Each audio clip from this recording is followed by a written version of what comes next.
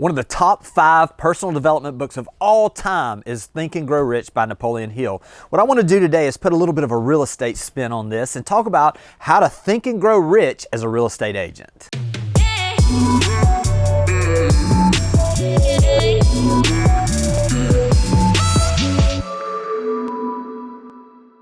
One of my favorite books of all time is Think and Grow Rich, and there's a lot of different concepts that are talked about in the book, but the main concept is that if you're going to see anything out here, it first has to start in here. It starts in your mind. So what do you do mentally to prepare for whatever it is in the direction that you want to go? So what I want to do is I want to break down actually 7 of the key points that I took out of the book, apply them to real estate, and hopefully it's going to help you get a better, clearer vision of exactly what you want and how to get there. So the first step in any process of growth, whether it be in your real estate business or any area of your life, is to own your desire. How much desire do you have for the outcome? The stronger your desire, the harder you're going to work, the more that you're going to be bought into whatever it takes to get there. So I like to say it this way. Listen, whatever it is that you're trying to achieve, do you have the strongest desire to achieve that goal as anything in your business life? Because if it's not something that you've got a strong desire for, there are going to be headwinds. There's going to be obstacles. There's going to be times where it gets a little more difficult. If you don't have a burning desire to get somewhere, then you're not going to get there. Listen, I want to encourage you. Whatever that is for you, own it. If you're a person that just wants to do 1 transaction a month, own that you only want to do 12, because you're only going to frustrate yourself if you're setting goals and you're saying you have one desire, but your actions are different. Own whatever it is for you. But if you're at a place where you're wanting extreme growth in your business and you have a big goal in mind and you've had the opportunity to begin to think about this in your mind and your desire is strong enough, you can achieve just about anything you want in this business simply by having a strong enough desire to overcome any of the obstacles that get in front of you. The second step is, do you believe it is possible? Do you truly believe that goal you have, is it possible? Have you found someone that's done what you are wanting to do, and can you follow what they've done? You see, I believe if we can see it, then we can be it. If we're at a place where we begin to understand that other people have done this, and we can see the path they took, and we can model after that path, but put our own little spin on this, then all of a sudden now we know that we know, and we've got a strong belief that if we follow a certain type of plan, we're going to get those results. The third step in this process is to have an organized plan of action. Listen, I said organized because something that's just loose is not going to help us. We need to be very focused on exactly what it is. What are the steps that you need to take to reach that goal, that desire you mentioned? Have you seen someone else do it? Do you have the belief that you can do it? And now we're moving to a place where we're going to have daily activities. Real easy if we're out there and we're studying what other people are doing to begin to back into our goal with the daily activities that get us there. I always talk about the fact that literally the numbers on average in real estate are that you have 50 conversations, you're going to have 1 real estate transaction. If we know how many transactions we want to have at the end of the year, multiply that times 50, that's how many conversations we got to have on an annual basis. Backing that down, dividing it by 12, we get a monthly, then dividing that by 4, we get it actually a weekly, and then dividing that by 5, if you're just going to call on 5 days, we know how many conversations we got to have 5 days a week. When you break it down to a detailed plan of action, the opportunity for you to achieve goes through the roof. The fourth strategy I took out of the book was faith. If you're looking for a definition of faith, it's basically believing in things yet to be seen. So do you have a faith that if you follow that organized plan we talked about and those daily activities, that ultimately it's going to get you where you're wanting to go? Really, when you have faith in something and the outcome in your mind is already set, that I just do these things, this is going to happen. It's an if-then.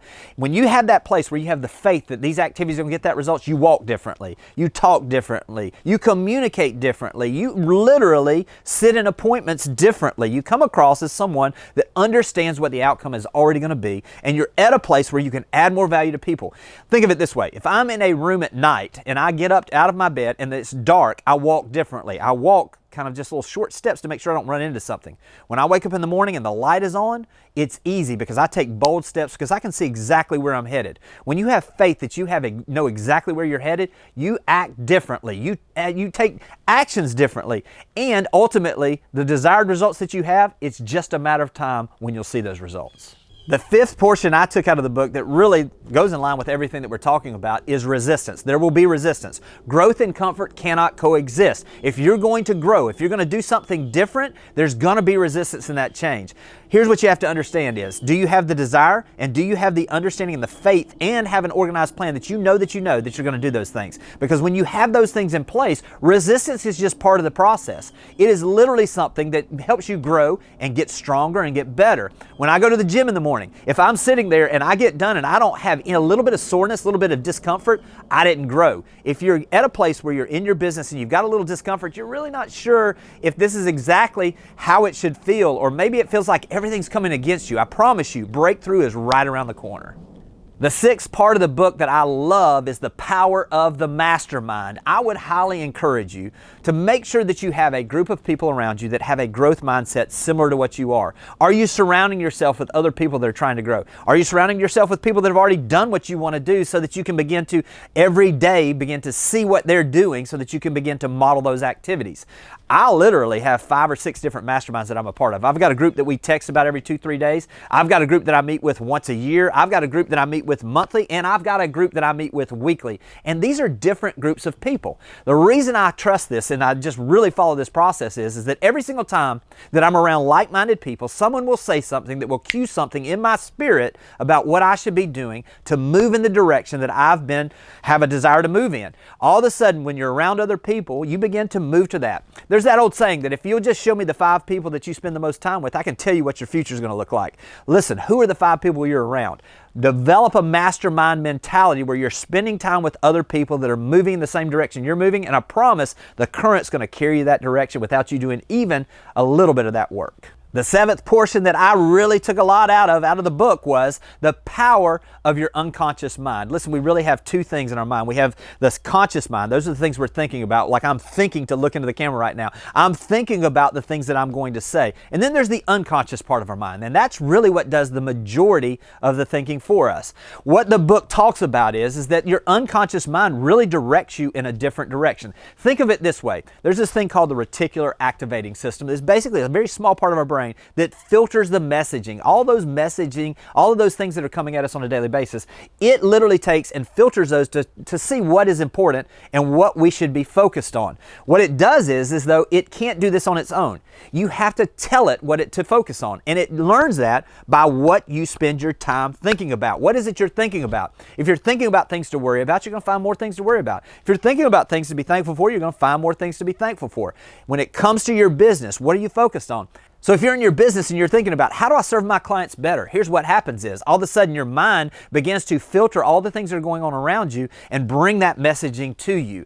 I think of it like a Google search. Listen, the more I go on Google and I watch something on YouTube, for instance, the more it suggests videos about that subject to me. This is what your reticular activating system does, is everything that's out there in the world, when you look or you listen to certain things, you read certain books, you read certain articles, you watch and listen to certain things on YouTube, all of a sudden what your reticular activating system does is it finds more of those things for you to be able to focus on and to learn more. Are you training your subconscious mind to get in line with the goals and the desires of your heart? If you're doing those things, all of a sudden now it's almost like the world feels like it's working to your advantage because your eyes are being open to the opportunities around you. Let me wrap this up by encouraging you. If you've never read Think and Grow Rich by Napoleon Hill, it has to be something I highly encourage you do, because it is a classic book. It has stood the test of time. Now listen, every single book's going to have things that just don't line up with everything you're thinking of, but I promise you, when you have a book that throughout history has been viewed as one of the best 5 books of all time,